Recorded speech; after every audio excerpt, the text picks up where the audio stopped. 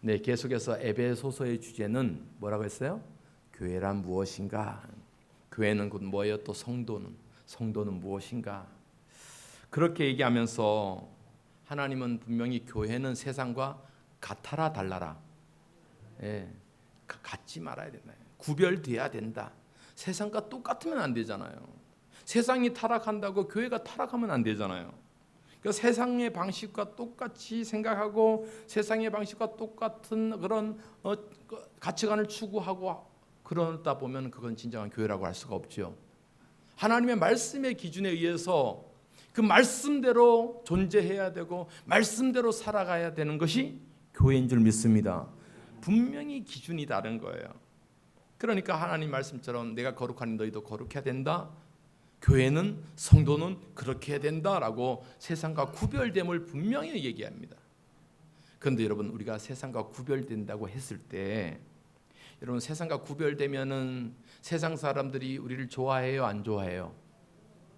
잘하시네요. 안 좋아하지. 니들만 잘났나? 니들만 하냐? 막 그런단 말이에요.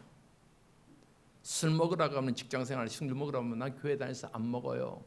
그러면 니만 잘났나? 니만 혼자 오래 살아라. 막 그렇게 조롱한단 말이에요.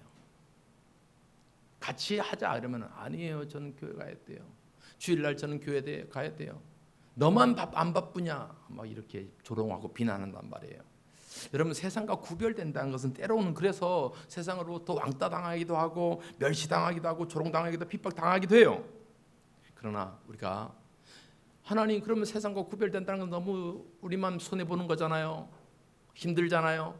그렇게 생각하기 쉬운데 저는 이 말씀을 곰곰이 생각해 보니까 세상과 구별된다는 것은 또 다른 의미로 하나님의 보호하심이 있고 하나님의 축복을 누린다는 것을 알게 됩니다. 할렐루야. 세상과 구별된다는 것은 하나님의 축복 안에 있는 거예요. 그 말씀을 우리가 어디서 발견할 수 있냐면 애굽 땅에서 이스라엘 백성들이 400년 동안 종노릇하잖아요. 노예 생활을 한단 말이에요. 그때 하나님께서는 모세를, 광야에 있는 모세를 불러다가 야 모세야, 너 내 백성, 이 애굽에 있는 내 백성을 이끌어내라. 광야로 가서 그리고 가나안 땅으로 가서 나에게 예배하게 하라. 이끌어내게 명령을 하십니다. 그러니까 모세가 바로에게 가서, 애굽 왕 바로에게 가서 내 백성 가게끔 해달라 하니까 순순히 말 안 듣잖아요. 그래서 몇 가지 재앙을 내려요? 10가지의 애굽에 참 재앙을 내려요. 재앙을. 그런데 우리가 출애굽 말씀 보면 신기하게도 모든 재앙이 애굽 사람들에게 애굽 땅에는 임하는데 어디만 멀쩡해요?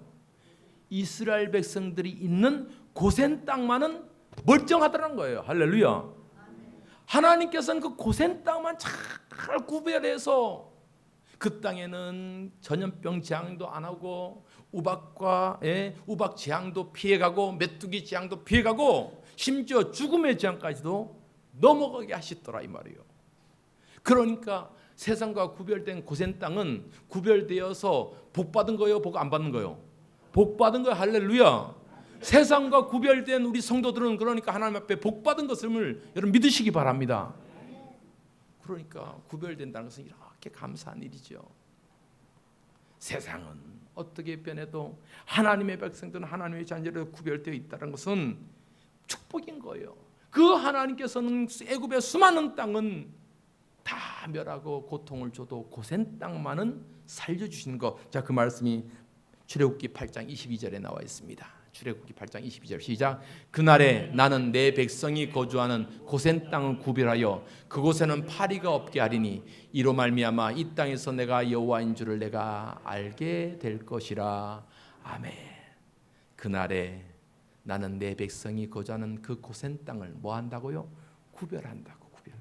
다 구별해서 여기는 내가 지킬 거야, 여기는 내가 보호할 거야. 왜? 내 백성이잖아. 내 백성이잖아. 여러분, 그렇기 때문에 교회는 세상과 구별되어야 됨을 믿습니다. 이러한 같은 의미로 사도 바울이 오늘 에베소서 5장 1절에 이렇게 고백하고 있어요. 그러므로 사랑을 받은 자녀같이 너희도 하나님을 뭐하라? 본받는 자가 되라. 너희도 하나님을 본받는 자. 여기서 중요한 말씀, 너희도 하나님을 본받는 자, 본받는다라는 단어. 이 말은 본받는다라는 말은 모방한다라는 뜻이 있어요. 모방한다. 따라한다는 거예요. 따라한다. 그러니까 우리가 하나님의 자녀라면 누구 따라해야 돼요? 하나님 따라해야 되는 거예요. 하나님 따라해야 되는 거예요. 여러분 모방 심리라는 것, 이제 그 인간 발달 심리를 보면 아이들은 모방할 때가 있다. 그러니까 우리 자녀들 키워도 보면은 한 3살, 4살, 5살쯤 되면은 부모님들 따라해요. 모방한단 말이에요. 그러니까 어떤 사례를 보니까 여자아이인데 아빠가 서서 쉬하니까 지도 서서 쉬하는 거예요. 왜? 아빠가 저렇게 하니까 이 아이에게 뭐가 있어요? 모방심리. 따라하는 거예요. 그러니까 그때 부모가 어떻게 행동하고 어떻게 말하는 것이 아주 중요하단 말이에요. 예전에 지금은 목사님이 되셔서 목회 활동을 하지만 개그맨 밥풀떼기 김정식 목사님이세요. 김정식. 이분이 이제 와서 간증을 하시는데 본인이 막 연예계 활동을 하다 보니까 자녀를 어머님과 할머니, 그 손주를 할머니 손에 맡겨놓고 이렇게 활동을 한 것 같아요. 어느 날 저녁에 와서 이 아이가 하고 좀 놀아주는데 아이가 하는 말이 아빠 똥 쌌어? 아빠 피박이야. 그러면서 놀고 있는 거예요. 그래서 왜 그런가 알고 봤더니 이 할머니가 맨날 이 애를 데리고 낮에 어디 가요? 경로당 가는 거예요. 경로당 가서 뭐 해요? 고스톱 치는 거예요. 그러니까 그 아이가 옆에서 맨날 보는 게 뭐예요? 똥 쌌네, 피 쌌네, 피박이네, 뭐 흔들었네. 그것만 배우는 거예요. 맨날 그런 거. 그러니까 애가 집에 와서 따라할 거 아니에요. 아빠 똥 쌌어, 아빠 피박이야. 그런단 말이에요. 이게 모방심리야 이게. 그러니까 여러분 우리가 하나님을 본받는 자가 된다는 것, 하나님을 모방해야 된다는 것. 우리가 물론 하나님과 똑같이 될 수는 없지만 하나님처럼 흉내는 내야 될 거 아니에요. 그러니까 여기서 이 모방이라는 것은 하나님의 속성과 하나님의 품성을 닮아간다는 의미에서 하나님의 사랑을 담고 하나님의 인내를 담고 하나님의 자비하심을 담고 하나님의 성품을 닮아가라, 이 말씀을 교훈하고 있는 거예요. 여러분 우리 성도들은 그러한 삶을 살기를 축복합니다. 그런데 이렇게 세상과 구별돼서 하나님을 닮아가야 되는데 여전히 하나님을 닮아가지 못하고 하나님에서 떨어져 나오고 세상을 향해서 살아가는 사람들을 오늘 사도 바울은 이렇게 표현하고 있습니다. 오늘 에베소서 5장 3절로 4절 말씀 한번 볼까요? 세상의 향력 속에 살아가는 사람들을 이렇게 부릅니다. 3절 4절 시작. 음행과 온갖 더러운 것과 탐욕은 너희 중에서 그 이름조차 부르지 말라. 이는 성도에게 마땅한 바니라. 그 누추함과 어리석은 말이나 희롱의 말이 마땅치 아니하니 오히려 감사하는 말을 하라. 아멘. 여러분 성도들이 멀리해야 될 것, 음행과 더러움과 탐욕과 이런 것들은 어떻게 이름조차 부르지 말아요. 음행이라는 뭐예요? 영어로 우리가 포르노라는 말을 많이 하잖아요. 포르노그라피라는 것이 이 단어에서 나온 거예요. 성적으로 타락하고 부도덕하고 성을 상품화하는 이러한 모습들을 얘기하는 거예요. 사도 바울이 왜 이러한 단어를 썼냐면 당시 지금 이 에베소 상황이 그러했다라는 거예요. 에베소 유적지를 가보면은 그 수천 년, 2000년 전에도 에베소는 큰 항구 도시 있습니다. 항구 도시니까 소아시아의 그런 지중해를 통해서 화려한 로마의 문화들이 번성해 있고 그러다 보니까 많은 사람들이 항구 도시에 몰려오고 장사하고 먹고 살고 그런단 말이에요. 그렇게 수많은 사람들이 있다 보니까 당연히 향락적이고 퇴폐적이고 성적인 것들도 많이 번창했단 말이에요. 그래서 지금도 이 에베소 유적지에 가보면 그 당시에 성을 팔고 샀던 성매매 행위를 상징하는 그런 문양들이 이 에베소 유적지에는 있다는 것을 볼 때 그 당시 에베소 지역의 상황들을 사도 바울은 잘 알기 때문에 이런 말을 한 거예요. 음행하지 말아라. 음행하지 말아라. 음행을 멀리해라. 더러운 것도 마찬가지예요. 더러운 것도 마찬가지. 같은 개념에서 쓰는 거예요. 도덕적이고 불결한 것, 이런 것들 성적 타락과 무관하지 않습니다. 탐욕도 마찬가지. 욕심, 과욕, 내 마음속에 가득한 이 이기적인 욕심들, 이러한 것들. 여러분 그런데 이런 음행과 온갖 더러움과 이런 탐욕들이 어디 그 에베소 지역뿐만이겠습니까? 오늘날 우리가 살아가는 시대도 똑같잖아요. 무관하지 않습니다. 타락해 있어요. 온통 폭행 아니면 불륜 아니면 뭐 이런 드라마나 이런 영화들이 얼마나 많습니까? 성적으로 타락하는 것, 하나님의 자녀들이 피해야 될 것들, 성도들이 피해야 될 것들. 그래서 사도 바울이 뭐라고요? 그 이름조차 부르지 말아라. 이름조차 부르지 말아라. 이 말씀에 대해서 브루스 박사님은 이렇게 주석을 하고 있습니다. 이런 더러운 것들이 하나님께서 거룩하게 구별하여 부르신 백성들 가운데서 대화의 주제도 되어서는 안 된다. 대화의 주제도 되어서는 안 된다. 이러한 것들, 이러한 성적 농담들, 이런 것들, 이러한 주제도 되어서는 안 된다. 제가 지난주에 우리 성폭 사무실에서 목사님 노인정, 지금은 이제 경로당이라 그러죠. 경로당에 가서 이런 성교육에 대해서 좀 해줄 수 있냐고 제가 지난주에 저기 어디예요? 옥계 무슨 노인정에 갔고, 또 다음 주 몇 군데 이렇게 노인정에 그 시에서 이렇게 하는 그 노인정들마다 이렇게 교육이 잡혀 있는가 봐요. 그래서 좀 해주라고 하는데, 예전에는 아무렇지도 않았던 것들이 시대가 바뀌면서 참 조심해야 될 것들이 많아졌잖아요. 그러니까 우리도 조심해야 되고, 그러한 문제들, 그런 이러한 것들을 우리가 조심해야 되는데, 이 브루스 박사처럼 이러한 음행한 것들에 대해서는 대화의 주제도 만들지 말아라. 여러분, 우리 성도들은 다 모이면 감사하는 말, 은혜로운 말, 은혜 받은 말, 하나님의 은혜 감사하는 말, 기도했던 것, 응답받았던 것, 이러한 것 나누기를 바랍니다. 오늘도 식사하고 교제할 때 정치 얘기하지 마세요. 정치 얘기 아프면 뭐가 아파요? 머리 아파. 나도 머리 아프고 너도 머리 아프고. 돈 얘기하지 말고, 주식 얘기하지 말고, 은혜로운 얘기. 한 주 동안 더워도 하나님 은혜 가운데 살았어요. 더워도 살았어요. 감사하며 살았습니다. 오늘 들었던 설교 얘기는, 은혜 받았던 얘기는 별로 안 하는 것 같아요. 제가 가만히 듣는데요. 설교에서 은혜 받았던 얘기, 그 얘기는 참 우리가 도전 받았습니다. 함께 나누고 그러한 얘기 많이 하는 우리 사명교회 성도 되기를 바랍니다.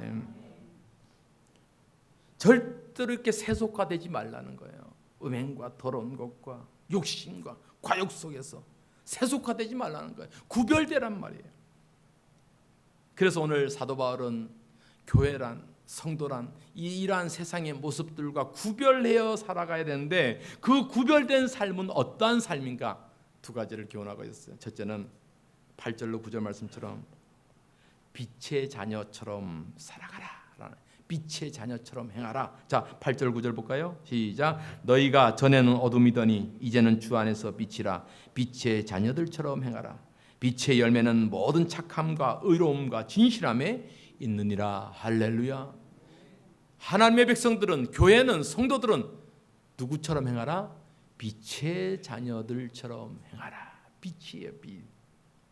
오늘 본문을 보니까, 이 본문을 보니까 상반된 두 단어가 나와요. 하나는 빛과 어둠, 또 하나는 전에는, 이제는, 이란 두 상반된 단어가 나오잖아요. 그러니까 우리들이 다 이 전에는, 예수 믿기 전에는 빛이에요, 어둠이에요? 예수 믿기 전에는 우리가 어둠 속에 있었어요. 깜깜한 흑암 속에 있었던 존재들이었어요. 그런데 예수 믿고 난 이제는, 지금은 누구의 자녀예요? 빛의 자녀란 말이에요. 빛의 자녀. 할렐루야. 빛의 자녀란 말이에요. 예수 믿기 전에는 어둠의 존재였던 우리가 예수 믿고 나서 빛의 자녀가 되었다라는 것, 여러분, 이것이 얼마나 큰 은혜인지를 여러분 아시기 바랍니다. 이것을 어떻게 증명해요? 한번 생각해 보세요. 어둠이었던, 어둠의 존재였던 우리가 예수 믿고 예수님 덕분에 빛의 자녀가 되었다. 놀라운 일입니다, 여러분. 이렇게 빛의 자녀가 된 우리가 그러면 무엇처럼 행해요? 빛의 자녀들처럼 행하라. 빛의 자녀들처럼. 더 이상 옛 모습처럼, 어둠 속에 어둠의 모습처럼, 그렇게 어둠의 자식들처럼 그렇게 살아가는 것이 아니라 빛의 자녀들처럼 살아가라. 여러분 우리가 너무 잘 알잖아요. 빛의 특징들을 보세요. 빛은 어떠한 거예요? 빛이 쫙 비치면 뭐가 물러가요? 어둠이 물러가는 거예요. 깜깜한 밤이라도 빛이 딱 비치면 어둠이 물러가는 거예요. 저 멀리 망망대해, 깜깜함 속에 있는 망망대해의 배도 저 항구에서 비춰지는 빛 한 줄기 바라보면서 다가가는 거예요. 빛이 비치면 어둠이 물러가는 거예요. 여러분, 우리는 이 아름다운 동해 바다를 끼고 살아가고 있으니까 참 해가 떠오르는 것 너무나 잘 보잖아요. 예? 서울 사람들은 그거 한번 보려고 1년에 정말 애쓰고 노력하고 애쓰고 돈 들여서 이렇게, 예? 밤새 타고 와서 그 해 하나 보려고, 해 뜨는 거 하나 보려고 그렇게 살아가는데, 우리는 뭐 눈만 뜨면 볼 수 있는 거 아니에요. 감사해요, 안 감사해요? 감사해요. 감사해요. 저도 어저께 서울 갔는데 부러운 것은 사람이 많다. 부러워. 사람이 많으면 뭐도 많겠어요? 전도할 사람도 많을 거 아니에요. 그런데 복잡해요. 복잡해요. 오랜만에 전철을 탔는데, 아이고, 타보니까 또 거꾸로 가는 것 같았어, 내 생각에는. 그래서 얼른 내려서 반대편 열차를 탔더니 그 차가 거꾸로 가는 건 차요. 야, 오랜만에 타니까 그래요. 저도 서울에서 10년 이상 살았어도 그래요. 그러니까 여러분, 못 찾아다닙니다. 못 찾아다녀요. 못 찾아요. 그 복잡하게 삶 속에서. 그런데 이 동해 안에 사니까 쫙 해가 떠오르는 거 보잖아요. 아침마다 새벽 얘기 나올 때마다 저기서 동이 떠오르는 거 보면은, 해가 쫙 떠오르면은 뭐예요? 어둠이 쫙 사라지는 거예요. 빛의 특징이에요. 빛은. 그러니까 빛은 뭐예요? 밝히는 거잖아요. 어둠에 감추어졌던 것을 밝히 하고, 예? 어둠에 자신의 죄가 감추어졌던 것들을 보게 하고 드러나게 하고, 우리의 썩은 부분들, 우리의 연약한 부분들, 우리의 도려내야 될 부분들을 빛으로 보게 한단 말이에요. 여러분, 의학 드라마 같은 거 보면은 이제 수술실에 가면 큰 둥근, 예? 조명이 있잖아요. 조명이 밝아야지 그 수술할 부위를 정확하게 보고 도려내야 될 것, 썩은 거 잘 수술할 수 있는 거 아니에요? 빛이 있어야 된다는 거예요. 빛이 있어야지 어둠의 상황을 잘 알고 그걸 도려내야 된단 말이에요. 그 말씀을 13절에 이렇게 표현하고 있는 거예요. 에베소 5장 13절 보세요. 시작. 그러나 책망을 받는 모든 것은 빛으로 말미암아 드러나나니 드러나는 것마다 빛이니라. 예, 책망을 받는 모든 것, 우리 안에 있는 더러운 것, 죄악의 찌꺼기들, 버려야 될 것들 다 빛으로 말미암아, 예, 사라지는 거예요. 보게 되는 거예요. 여러분, 우리 하연식 집사님을 위해서 기도해 주실 때 염증이 항생제를 한 열흘 이상 항생제를 부었는데도 열이 계속 올랐다 내렸다니까 염증이 안 되는 거예요. 염증이 안 떨어지는 거예요. 그래서 CT를 다시 찍고 보니까 이쪽에 고름이 그대로 차 있는 거예요. 그래서 호수를 꽂고 고름을 지금 빼내고 있습니다. 고름 빼내고 나니까 열이 떨어지는 거예요. 여러분, 우리 안에 있는 썩은 것, 더러운 것들 다 빛으로 다 드러나서 다 제거되어서 하나님 앞에 새 생명 사는 저와 여러분 되기를 축복합니다. 여러분, 빛의 특복이 바로 거예요. 밝게 하는 거예요. 그리고 빛은 뭐예요? 우리를 뜨겁게 하잖아요. 빛이 비춰져야 뜨겁잖아요. 여러분, 우리가 태양열 에너지, 빛은 뜨겁게 하는 거예요. 여러분, 우리 성도들은, 교회는 뜨거워야 됨을 믿습니다. 뜨거워야 되는 거예요. 성령은 차갑지 말아야 됩니다. 뜨거워야 됩니다. 무엇으로 뜨겁습니까? 예수 그리스도의 그 구원의 은혜로 뜨겁게 살아가는 우리 사명교회가 되기를 바랍니다. 여러분, 그러니까 이렇게 빛의 자녀로 살아가는 성도들은 그 빛의 삶을 통해서 빛의 열매를 맺는 삶을 살아간다라고 사도 바울은 얘기해요. 9절 말씀 보세요. 9절 시작. 빛의 열매는 모든 착함과 의로움과 진실함에 있느니라. 아멘. 예. 빛의 열매는 모든 착함과 의로움과 진실함이에요. 앞서 보았던 음행과 더러운 것과 탐욕과 세상의 모습과 반대되는 삶의 모습이잖아요. 빛의 열매는 착함과 의로움과 진실함이에요. 여러분, 우리 성도는, 교회는 그래야 될 줄 믿습니다. 환하게 비쳐야 될 줄 믿습니다. 옆에 사람 인사합시다. 어쩜 그렇게 환하게 빛이 납니까? 시작. 빛이 납니까? 예. 우리 광윤이 형제는 왜 장로님한테는 더 심하게 환하게 빛이 난다 그래 너? 환하게 빛이 나야 돼. 환하게. 여러분 우리 교회는요, 여러분 피자를 자주 먹어야 돼요. 예. 우거지국 먹지 말고, 예, 다 피자 많이 먹고 활짝 피고 활짝 웃고 그러는 우리 교회가 됐으면 좋겠습니다. 올 때마다 방긋방긋 웃고 감사하면서 웃고 즐겁게 웃고. 우리가 어제 청년들과 함께 그 안양 세종왕교회 그 찬양 집회를 갔다 왔어요. 1시까지 오래 해서 1시까지 가갖고 7시 다 돼서 끝나는 거예요.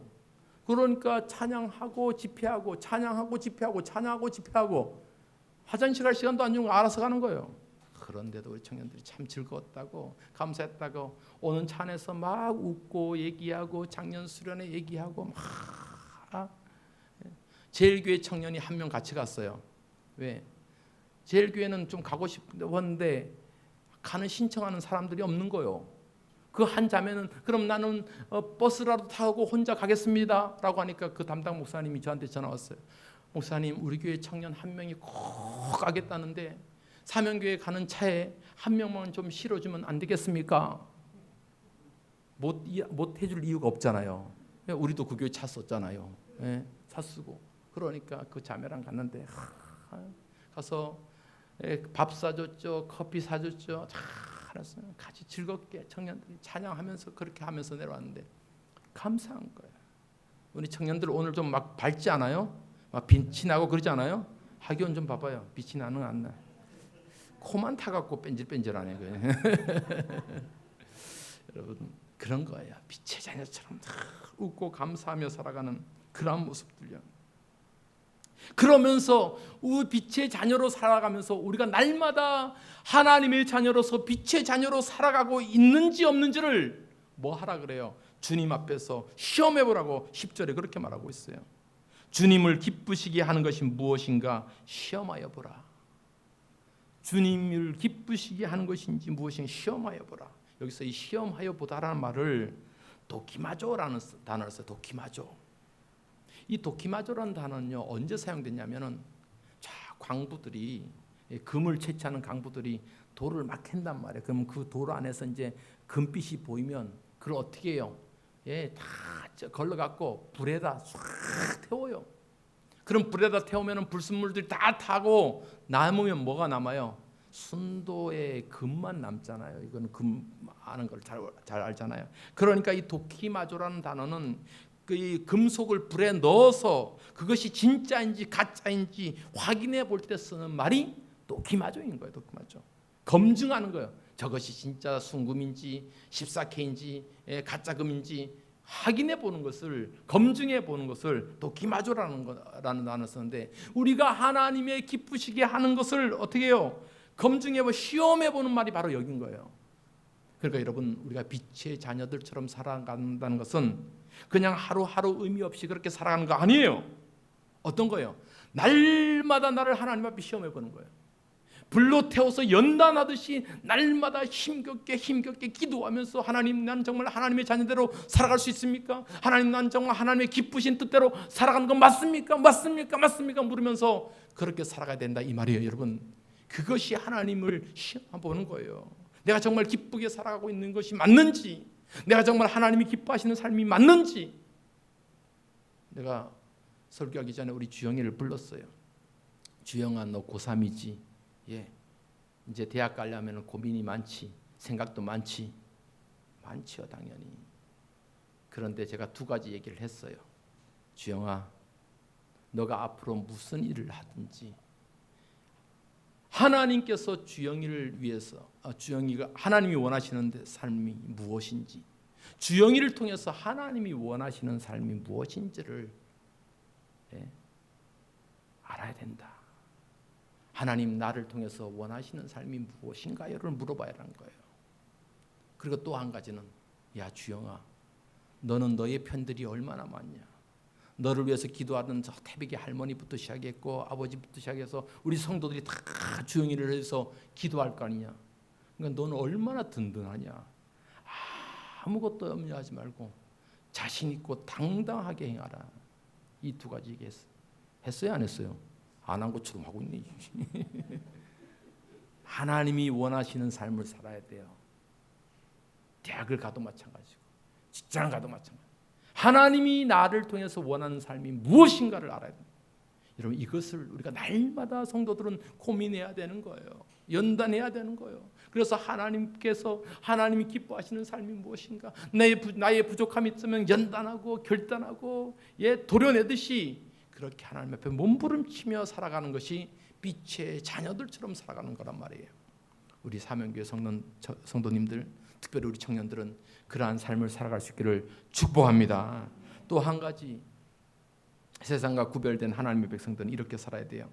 지혜 있는 자처럼 세월을 어떻게 해요? 아끼는 삶을 살아야 돼요. 자, 15절 16절 볼까요? 15절 16절 시작. 그런즉 너희가 어떻게 행할지를 자세히 주의하여 지혜 없는 자같이 하지 말고 오직 지혜 있는 자같이 하여 세월을 아끼라. 때가 악하니라. 아멘. 우리는 지혜 있는 자가 돼야 돼요. 지혜 있는 자는 뭘 아껴요? 세월을 아끼는 거예요. 공부 잘하는 사람은요, 암기력도 좋고 기억력도 좋고 그렇지만 시간을 잘 쓰더라고. 시간을 잘 써요. 그러니까 보니까 공부를 못하는, 점수를 못 받은 사람들은 기억력이 떨어진 거 그거 별 차이 안 나. 시간을 제대로 못 쓰는 거예요. 시간을 제대로 못 쓰는 거. 다 어떻게 효율적으로 써야 되는데. 여러분 세월을 아끼라, 이건 시간을 의미하는 거잖아요. 보통 흔히 우리 헬라어 개념 시간에는 두 가지 단어가 있다고 그랬죠. 하나는 크로노스의 시간이에요. 크로노스의 시간은 오늘도 지금도 흘러가는 시간이에요. 하루 24시간, 한 달 31일, 1년 365일 시간이 지금도 이렇게 흘러가는 시간이 크로노스의 시간이에요.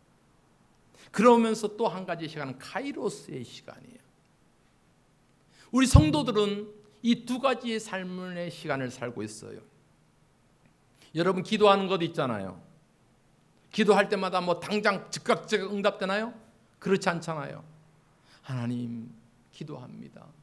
하나님 나의 기도를 들어주옵소서 하고 기도하잖아요. 오늘도 기도하고 내일도 기도하고 지난 한 주간 우리 권사님들 집사님들이 저녁 와서 기도하고 크로노스의 시간 속에서 우리는 기도를 해요. 그러다가 하나님의 응답의 때가 있잖아요. 그 하나님의 응답의 때가 뭐예요? 카이로스의 시간이 되는 거예요. 카이로스의 시간이 되는 거예요. 오늘 본문에서 세월을 아끼라, 이 시간을 아끼라, 이 세월이라는 단어가 바로 카이로스를 사용됐단 말이에요. 그러니까 뭘 아껴요? 우리에게 하나님께서 특별하게 주시는 그 은혜의 시간이 있단 말이에요. 그것을 놓치지 말라는 거예요.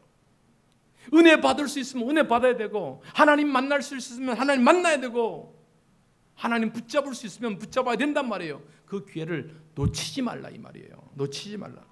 지혜로운 사람은 그것을 놓치지 않아요. 놓치지 않아요. 여러분 은혜 받을 수 있으면 그걸 놓치지 않아요. 어저께 우리 청년들이 그 세중앙교회 갔어요. 그 아무나 못 들어가요. 미리 사전에 예약하고, 그런데도 막 들어가는데 얼마나 복잡하고 까다로운지 한 시간 줄 섰다면서요. 일찍 가도 비 막 갑자기 오고 막 이런데 1시간 줄 서갖고 가도 어떻게 잘못됐는지 제일 끝에 가서 막 잘 앞에 보이지도 않는데 그 가서 수천 명의 전국에서 온 청년들, 수천 명의 청년들과 함께 뒤에서 막 찬양, 그런 모습. 그런데 저는 이렇게 생각해요.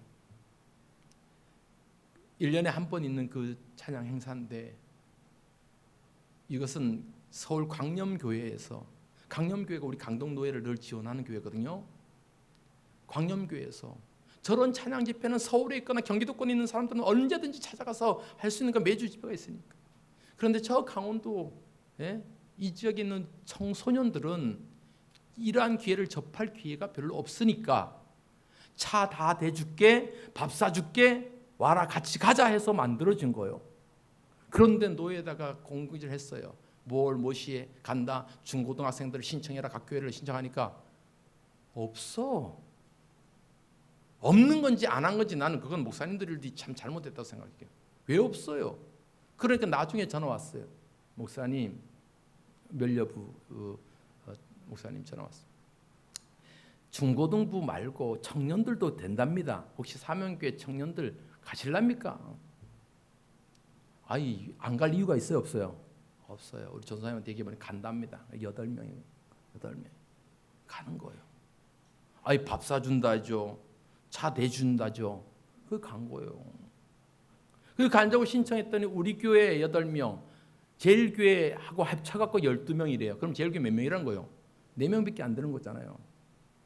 그런데 이 12명이서 관광버스 한 대 대절해서 가면 한 100만 원 될 건데, 가만히 생각해 보니까 비효율적이잖아요. 그러니까 우리 보고, 그러면 목사님 사명교회는 사명교회 청년들과 봉고차로 가시면 기름값이고 뭐고 다 대줄랍니다. 그래요? 좋습니다. 뭐 우리끼리 수련회 한 번 더 간다고 해서 가죠. 갔는데 그럼 제일교회 4명은 어떡할 거요? 그렇게 간다니까 교육자가 누가 가야 되는데 운전을 안 가. 그러니까 4명 중에 3명은 떨어지고 그 1명 자매만 남은 거예요. 그 자매가 나는 버스 타고라도 꼭 갈 거예요. 이렇게 해서 가게 되는데, 여러분, 저는 이러한 기회를 놓치지 않기를 소망합니다. 몸은 피곤하죠. 힘들죠. 아침부터 가갖고 운전하고 몇 시간 운전하고 가고 거의 오후 내내 찬양하고 서서 찬양하고 예배하고 육신적으로 보면은 힘들죠. 그러나 은혜 받을 수 있는 이 카이로스 시간을 놓치지 않는 거예요. 여러분, 저는 우리 청년들이 어저께 너무 큰 축복 받았다고 생각해요. 그러면서 보는 거예요. 여러분, 우리가 이러한 카이로스의 축복을 놓치지 않길 바랍니다. 우리가 다음 주 구원대에 우리 강릉 또 오전에 예배하고 오후에는 강릉 장로교에서 예배하는데, 여러분, 누가 뭐라 해도 이 축복을 부어주실 때 그 기회를 놓치지 않는 우리 사명교회 되기를 주님의 이름으로 축복합니다. 우리가 세월을 아끼는 거예요. 시간을 아끼는 거예요. 시간을 아끼는 지혜로운 성도들은 이렇게 사도 바울은 충만하다고 얘기해요. 뭐가 충만하냐? 첫째는 성령으로 충만한 거예요. 한번 따라합시다. 성령으로 충만한다. 18절 말씀 보니까 술 취하지 말라. 이는 방탕한 것이니 오직 뭐예요? 성령으로 충만한 바더라. 세상의 것, 술뿐만 아니에요. 마약 중독하고 쾌락 중독하고 중독의 시대를 살아가고 있잖아요. 세상 것 추구하지 말고 뭐에 충만하라? 성령으로 충만한 거예요. 두 번째는 찬양의 삶으로 충만한 거예요.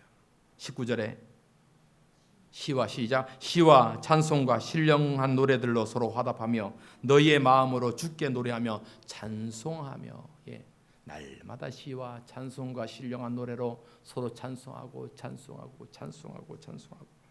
내 삶에 찬송이 넘치고 내 삶에 은혜가 넘치고 내 삶에 여러분 늘 기쁨이 넘치는 그러한 삶으로 충만한 삶. 새벽마다 우리 황복향 집사님 거의 1번 아니면 2번으로 오시는데 어떤 데는 저 멀리서 찬송 소리가 들려요. 찬송을 부르면서 저 멀리서 걸어오는 우리 집사님 보면 천사가 한 분 또 걸어오는구나.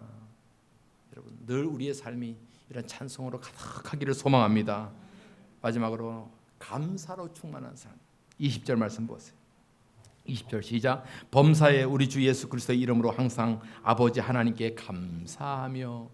범사에 감사하는 거예요. 여러분, 감사의 삶은 다른 것에 있지 않아요.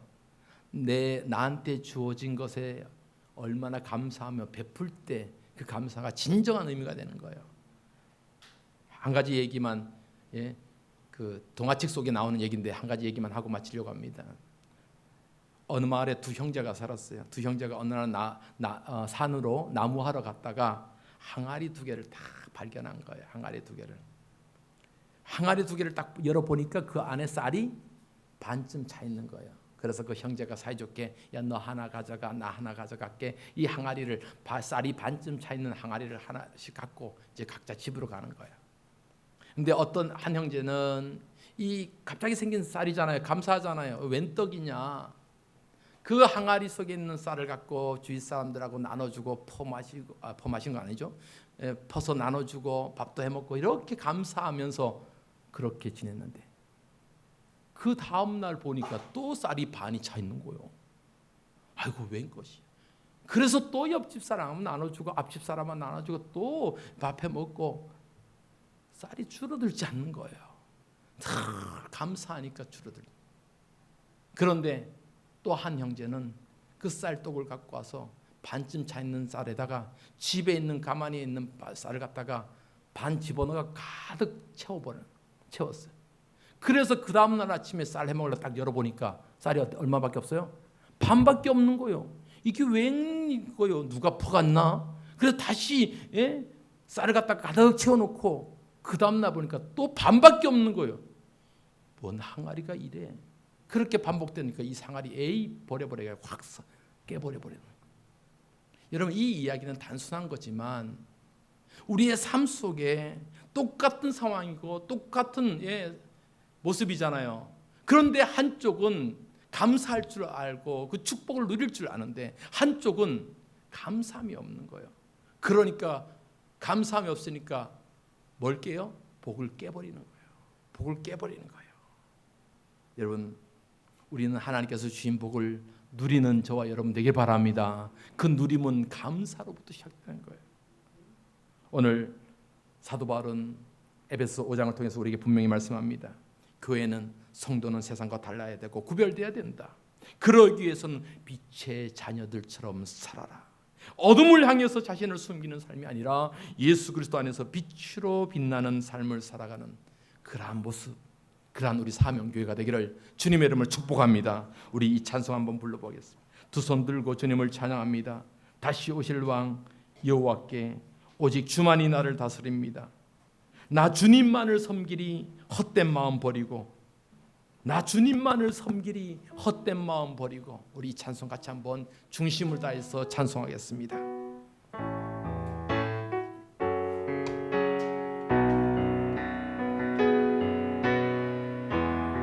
두 손 들고 주님을 찬송합니다. 두 손 들고 찬양합니다. 다시 오실 왕 여호와께 오직 주만이 나를 다스리네. 다시 한번 두 손 들고 찬양합니다. 할렐루야. 두 손 들고 찬양합니다. 다시 오실 왕 여호와께 오직 주만이 나를 다스리네. 아멘. 나 주님만을 섬기리, 나 주님만을 섬기리. 헛된 마음 버리고, 헛된 마음 버리고. 성령이여 내어, 성령이여 내어 충만하게 하소서.